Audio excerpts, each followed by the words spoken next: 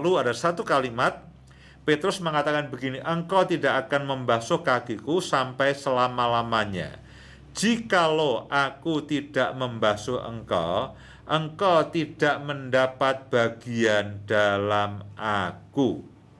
Nah, Bapak Ibu dan semua saudara, peristiwa pembasuhan kaki ini memang peristiwa yang sebetulnya peristiwa pembasuhan kaki pada zaman Kristus itu bukan hal yang bukan hal yang katakanlah tidak lazim, itu tidak. Itu merupakan hal yang lazim.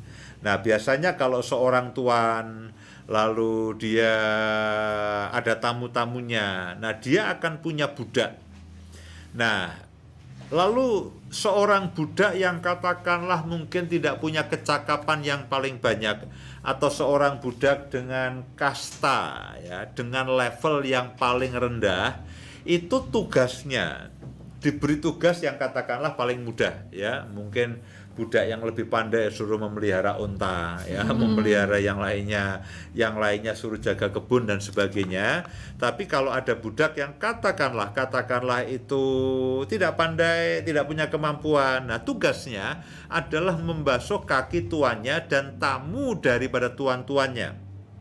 Nah, kita semua tahu bahwa pada zaman itu di Israel itu merupakan tanah dengan gurun ya, berbukit, bergunung-gunung dan sebagainya, dan orang pada waktu itu mereka tidak pakai sepatu yang terbungkus rapat.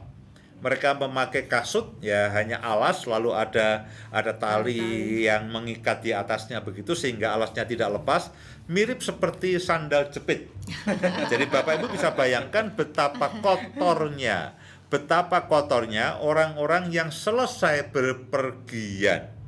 Nah, jadi tugas dari seorang budak itu adalah membasuh kaki dari tuannya atau tamu dari tuan-tuannya setelah mereka keluar, setelah mereka bepergian. Nah, Bapak Ibu bisa bayangkan betapa rendahnya atau kotornya pekerjaan itu yang membasuh bagian terkotor dari orang-orang pada waktu itu. Ya, kaki yang ya katakanlah mungkin kena debu, kena kotoran unta, kotoran domba dan sebagainya, semuanya yang paling kotor itu terpusat di kaki, dan itu memang tugas seorang budak. Nah, ketika murid-muridnya dan Petrus itu mendapati Yesus melakukan pekerjaan dari seorang budak yang paling rendah, mereka betul-betul tidak mengerti, mereka tidak paham, dan mereka betul-betul ini merupakan hal yang tidak pantas Yesus melakukannya untuk mereka. Dan kita tahu Yesus pada waktu itu adalah bisa dikatakan dia istilahnya apa tuh kalau orang public figure ya, dia public figure, dia orang terkenal, dia orang yang dicari oleh ratusan ribuan orang karena dia melakukan mujizat, dia menyembuhkan banyak orang, dia kemana-mana dia pergi orang berbondong-bondong mengeluh-elukan dia, orang mengharapkan dia datang. Jadi bisa dikatakan Yesus itu adalah orang top pada waktu itu, orang public figure pada waktu itu. Dan ketika murid-muridnya dan Petrus mendapati lalu Yesus membasuh kaki mereka, mereka betul-betul tidak mengerti dengan apa yang dilakukan oleh Yesus. Lalu Petrus katakan, Tuhan, engkau tidak akan membasuh kakiku sampai selama-lamanya. Engkau tidak boleh membasuh kakiku selama-lamanya.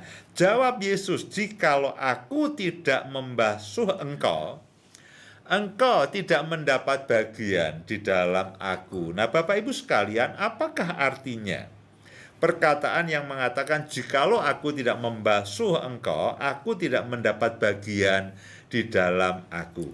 Nah, Bapak Ibu sekalian, peristiwa pembasuhan kaki itu sebetulnya merupakan gambaran ya, bagaimana Yesus membasuh kaki murid-muridnya, itu merupakan gambaran keseluruhan tugas dan pelayanan Kristus.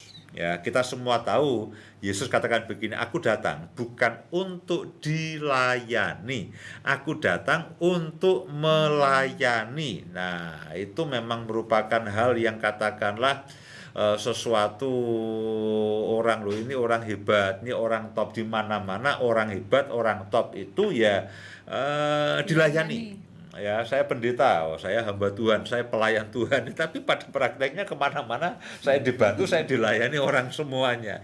Nah, tapi kita harus tahu bahwa Yesus itu dia ingin tunjukkan kepada murid-muridnya, aku ini datang untuk melayani.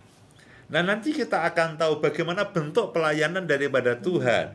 Jadi pembasuhan kaki yang dilakukan Yesus itu merupakan gambaran dari keseluruhan tugas dan pelayanan. Dia datang memang untuk melayani manusia.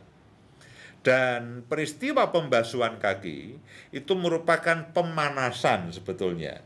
Ya, kalau Petrus dibasuh kakinya ada syok. Ya, itu pekerjaan yang rendah dari seorang budak yang rendah dengan kasta yang rendah, apalagi lalu beberapa hari kemudian atau besoknya sebetulnya Yesus disalibkan. Yesus membasuh kaki itu pekerjaan yang rendah. Yesus disalibkan itu betul-betul hina. Nah, bagaimana Petrus dan kawan-kawan bisa memahami kehinaan Kristus di kayu salib dengan dia disalibkan, sementara mereka tidak bisa memahami akan Yesus membasuh kaki mereka. Nah, ini merupakan pemanasan sebetulnya. Dan Yesus katakan, kalau aku tidak membasuh engkau, engkau tidak akan mendapat bagian dalam aku. Kita semuanya tahu. Yesus juga mengatakan bahwa firman Tuhan mengatakan, Yesus itu Tuhan. Tapi dia mengambil rupa sebagai seorang manusia. Dia merendahkan dirinya sedemikian rupa. Dia merendahkan dirinya sedemikian rupa menjadi manusia. Dan sebagai manusia dia mengambil bagian yang terendah, yaitu budak. Menjadi hamba. Menjadi hamba, menjadi budak. Dan Yesus sedang melakukan, ya inilah aku. Ya inilah aku, ini belum seberapa, bahkan nanti aku akan disalibkan. Bukan hanya aku ini rendah, tapi aku ini hina. Demi siapa? Demi untuk menyelamatkan dan melayani akan manusia. Dia menunjukkan kerelaan untuk melakukan hal-hal terendah demi kebaikan dan keselamatan kita. Dia ingin menunjukkan kepada kita apapun akan dia lakukan supaya kita mendapat bagian dari pelayanannya.